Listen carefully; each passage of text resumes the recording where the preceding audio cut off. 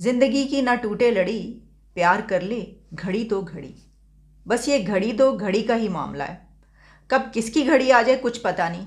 और इस मुश्किल घड़ी में हम बात कर रहे हैं घड़ी की, उस घड़ी की जो कि बेच दी गई। वैसे तो ओलेक्स यहाँ पर ये कहता है कि बेचते सब बेचते, लेकिन बेचने के बाद ख़रीदने वाले का भी नाम सामने आ चुका है। तफसीलात हम आपको बता चुके हैं। जितने भी वर्डिंग मैंने इस्तेमाल किए, दरअसल ये तमाम अल्फाज, ये तमाम वर्ड सोशल मीडिया पे इस्तेमाल हो रहे हैं और इस तरीके से टीस किया जा रहा है, छेड़ा जा रहा है, बताया जा रहा है कि क्या ये हुआ क्या है। अच्छा, जिस दौरान ये बड़ी खबर ब्रेक हुई शाहजेब खानज़ादा के प्रोग्राम में, घड़ी वाली, तो उसी के साथ एक और ख़बर भी उस वक्त चल रही थी और उसके ऊपर हम बात नहीं कर पाए। तो मैंने सोचा कि क्यों ना उस पर भी बात कर ली जाए। ख़बर बहुत ही अहम है। आप जानते हैं कि जनरल फैज़ की प्रेस कॉन्फ्रेंस, उसके ऊपर बड़ी बात की गई कि जनाब ये प्रेस कॉन्फ्रेंस इस वक्त क्यों की गई, इसका क्या मकसद रहा। लेकिन उसमें जो बातें की गई हैं वो भी बड़ी इंपॉर्टेंट हैं। तो क्यों ना मैंने सोचा कि वो बातें भी आप तक पहुँचाएँ कि जनरल फैज़ ने आखिर जो प्रेस कॉन्फ्रेंस की है उसमें उन्होंने क्या बातें की हैं और वो उन बातों से हम क्या समझ सकते हैं। देखिए, बात यह है कि सबसे बड़ी बात जो उन्होंने कही, वैसे तो सारी ही बातें उन्होंने बड़ी कही हैं। जब कोई जर्नल कोई बात करे तो वो बड़ी बात ही होती है जनाब। तो बात यह है कि उन्होंने एक बात ये की कि फ़ौज को पर जो गालम गलोच होती है, फ़ौज को जो बुरा भला कहा जाता है, तो फ़ौज तो रेगिंग नहीं करवाती, फ़ौज तो नहीं ना वो धांधली करवाती इलेक्शन में। तो कोई जब बैलेट बॉक्स के पास इलेक्शन वाले दिन कोई वहाँ पे कोई फौजी धांधली करवा रहे होते हैं, वहाँ पे खड़े होते हैं, तो फिर जब वो तो अब वहाँ पे नहीं होते, वो तो ऐसा नहीं कर रहे होते, तो फिर ये सब है। तो मुझे ऐसा लगा कि जनरल साहब बड़े ही मासूम लगे मुझे उस वक्त। वैसे तो उनकी वो बहुत ज़्यादा उम्र रसीदा हो चुके हैं और 70-80 से ऊपर उनकी उम्र हो चुकी है। आप समझ रहे हैं ना कि ये मैं बात कर रही हूँ जनरल फैज़, यानी जनरल फैज़ चिश्ती, लेफ्टिनेंट जनरल रिटायर्ड फैज़ चिश्ती। उन्होंने प्रेस कॉन्फ्रेंस कर डाली तो सब ने एकदम सब हैरान हुए कि ये प्रेस कॉन्फ्रेंस किस सिलसिले में हुई है। अच्छा, हम ये देखते रहे क्योंकि जनरल फैज़ चिश्ती भी एक्स सर्विसमैन सोसाइटी जो है उसके करता धरता हैं। इससे पहले एक्स सर्विसमैन, कुछ रिटायर्ड फ़ौजी अफसरान की तरफ से जो इमरान खान के हक़ में एक कैंपेन नज़र आती रही और बहुत ही एक अग्रेसिव कैंपेन कुछ लोगों के ख़िलाफ़ वो चलती रही और अभी भी चल रही है। खैर, तो हमने देखा कि ये जो प्रेस कॉन्फ्रेंस है ये कुछ उसके ऑपोजिट नज़र आई। अच्छा, इसमें जो उन्होंने चंद बातें की, इस तरह मैंने कहा कि मुझे उस वक्त तो बहुत ही मासूम लगे। मुझे लगता है कि वो अपने उससे बाहर नहीं निकल पाए कि रिगिंग के जो हैं वो अब तो ऐसे बेशबहा और इतने मुख्तलिफ़ तरीके हैं कि उसमें उस वक्त बैलेट बॉक्स के पास किसी के खड़े होकर अपनी मर्ज़ी का वोट डलवाने की ज़रूरत नहीं है। आप तो दूर दराज बैठकर किसी दूसरे कंट्री में बैठकर भी जो है वो रिग किया जा सकता है सब कुछ पूरी दुनिया में। ठीक है जनाब। अच्छा जनाब, उन्होंने जो एक बात की वो उससे तो मैं एग्री करती हूँ। वो बात ये है कि उन्होंने कहा कि फौरी तौर पर आर्मी चीफ जो नए हैं उसका ऐलान किया जाए। उसका ऐलान क्यों नहीं किया जा रहा है? इसमें क्या है? सही बात है भाई, इसमें डरने की क्या बात है? किससे डर रहे हैं और क्यों डर रहे हैं? अगर आप खान साहब से डर रहे हैं तो नाम तो आना ही है सामने। और इमरान खान अब तक जो कुछ करते आए हैं तो वो तो सब देख लिया, तो अब मैक्सिमम ज़्यादा से ज़्यादा वो और क्या करेंगे? तो नाम तो सामने ले ही आए। वैसे नाम कुछ तो सामने आ चुके हैं। तो इसके साथ ही उन्होंने एक और बात कही। उन्होंने कहा कि मेरी जो उम्र है, मैं जहाँ पर जो हूँ इस वक्त, जितने भी यहाँ पे लोग हैं सबके सब मुझसे छोटे हैं। तो मैंने पाकिस्तान को फलते फूलते भी देखा, मैंने पाकिस्तान को टूटते भी देखा और अब मैं पाकिस्तान को डूबते भी देख रहा हूँ। मैंने कहा इससे कुछ अग्रीमेंट्स नज़र आ रही हैं लोगों की, कुछ अग्री किया जा सकता है कि जो सिचुएशन और जो सूरत हाल है इस वक्त और जो बातें की जाती हैं। अच्छा, इसी के साथ उन्होंने ये कहा कि जो चौकीदार है उसका क्या काम है? उसका काम ये है कि घर के बीच लड़ाई हो जाए तो वो सुलह करवाए। एक तो ये कि उन्होंने इमरान खान वाले अल्फाज इस्तेमाल कर लिए। खान साहब भी चौकीदार कहते हैं, उन्होंने भी चौकीदार कह दिए हैं जी। अब चौकीदार का उनसे उनका मतलब ये था कि जो फ़ौज है वो तो एक चौकीदार की तरह है और अगर घर के अंदर दो भाई लड़ पड़े हैं और वो एक दूसरे को चाकू लेकर एक दूसरे को मारने को फिर रहे हों, लड़ रहे हों, लड़ाई मार कुटाई हो रही हो, तो इस सूरत में फ़ौज न्यूट्रल, यानी उनका मतलब है नहीं रह सकती और वो मरते हुए नहीं देख सकती लोगों को, तो फिर बीच में आना पड़ता है और बीच बचाव करवाना पड़ता है। अच्छा, वैसे अगर आप ये देखें कि मोहल्ले में, किसी मोहल्ले गली में कहीं पर चौकीदार जो होता है उसका काम होता है रात को पहरा देना, कि कोई बाहर का बंदा मोहल्ले के अंदर, गली के अंदर आके घरों के अंदर ना घुसे और कोई नुकसान ना पहुंचाए। वरना अगर जिस गली में, जिस सड़क पर वो चौकीदार होता है, वहाँ पर अगर दो घरों के बीच लड़ाई हो गई है तो वहाँ पर बीच बचाव नहीं करवाएगा, बल्कि होगा क्या, होगा ये कि घर वाले ये कहेंगे, दोनों घर वाले, भाई तू कौन मैं कौन, हाँ मतलब ये कि तुम्हारा का क्या काम है लड़ाई के बीच में जो है वो पढ़ना या करवाना, तुम्हारा काम है कि रात के वक्त तुम आते हो, चौकीदारी करते हो, पहरा देते हो, वो करके चले जाओ कि भाई बैरूनी जो खतरात है उससे बचाया जा सके। अच्छा, उन्होंने कुछ और बातें की। इमरान खान पर फायरिंग करने वाला उनको कत्ल नहीं करना चाहता था। उनका कि जो इमरान खान पर जिसने भी गोलियां चलाई हैं वो इमरान खान को कत्ल नहीं करना चाहता था, क्योंकि अगर वो इमरान खान को कत्ल करना चाहता तो फिर गोलियां उनकी टांगों पर लगी हैं, यानी उनका मतलब ये कि सारी गोलियां तो उनकी टांगों पे लगी। तो कत्ल करने वाला तो अपना जो निशाना बांधता है वो सीधा सर पे बांधता है।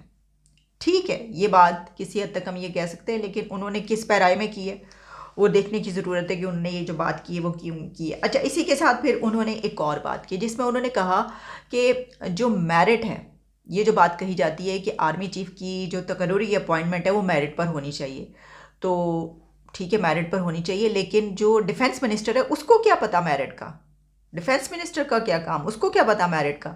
ये तो जो जाने वाला आर्मी चीफ होता है वो जो गुजारिशात और जो सिफारिशात और जो सजेशंस लिख कर जाता है उसको पता होता है, उसके मुताबिक जो है वो अगले आर्मी चीफ का तकर्रुर होना चाहिए। अब देखिए बात ये कि होता तो यही है, लेकिन ये जो बात की जा रही है यानी जो जा रहा होता है वो अपनी जो कुछ गुजारिशात हैं वो लिख कर दे जाता है। तो अगर तो आप ये कहना चाह रहे हैं कि जनाब जो कहा जा रहा है उसको माने और अपनी तरफ से आए बाएं शाएं ना करें, कि डिफेंस मिनिस्टर हो, प्राइम मिनिस्टर हो, प्रेसिडेंट हो, उसको क्या पता मेरिट का, उसमें अकल थोड़ी है। लो, अकल होती तो हम थोड़ी लाते उनको, हम ही तो लाने वाले हैं, तो फिर उनमें कहाँ से अकल आ गई, उनको क्या पता, हम ही बताएंगे मेरिट पर कौन है। तो ये एडजस्टेबल बात नहीं है, या ये एब्जॉर्ब हो जाने वाली बात नहीं है। ऐसी बातें जो है नहीं करनी चाहिए, क्योंकि डिफेंस मिनिस्टर को अगर नहीं पता तो फिर इसका मतलब ये हुआ कि सियासतदान या हुकूमत का काम नहीं है ये करना। तो जबकि अच्छा, साथ में उन्होंने ये भी कहा कि जो प्राइम मिनिस्टर है उन्हीं का इख्तियार है, उन्हीं के पास है ये हक कि वो इसको लगाएं, ये भी कह दिया साथ में।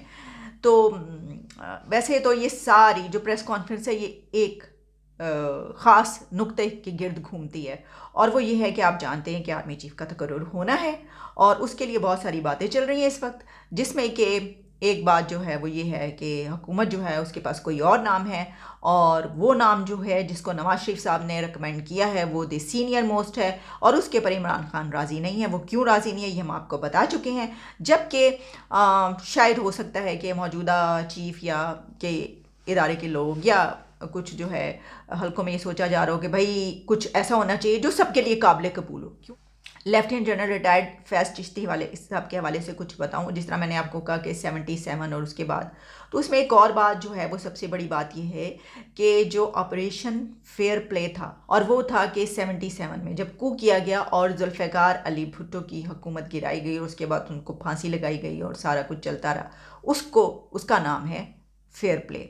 उसमें कहा जाता है कि जो जनरल फैज़ है उनका बड़ा एक अहम किरदार था। अब ऑब्वियसली वो जिस इम्पोर्टेंट डेजिग्नेशन पे थे उनका किरदार तो होना ही था, लेकिन साथ में फिर ये बात भी कही जाती है, वो खुद ही उन्होंने ये बात इस प्रेस कॉन्फ्रेंस में भी कही, जबकि क्योंकि हाँ हमारे जो सीनियर जर्नलिस्ट है एजाज सैयद, उन्होंने इस प्रेस कॉन्फ्रेंस ये अटेंड की और उनसे कुछ सवाल भी पूछे। तो वो उनसे जब उन्होंने ये सवाल किया कि आप जो भुट्टो का कू था उसके बाद जो फांसी हुई तो उसमें आपका नाम लिया जाता है कि आपका बड़ा अहम किरदार था, तो उन्होंने कहा कि नहीं, जिस वक्त ये फैसला हुआ कि ये किया जाएगा तो ये चले गए, शहर से चले गए, उनके मुताबिक ये है, लेकिन हिस्ट्री में जो लिखा गया है, तारीख जो बताती है उसका यही है, इनका बड़ा अहम रोल है। तो इस सिलसिले में जो मैं बात कर रही थी कि एजाज सैयद ये बता रहे थे कि मखदूम जावेद हाशमी हैं, सीनियर पॉलिटिशियन है, उनका ये कहना है कि फैज़ चिश्ती हैं, उन्होंने तो ज़ियाउल हक को यहाँ तक मशवरा दिया था कि आप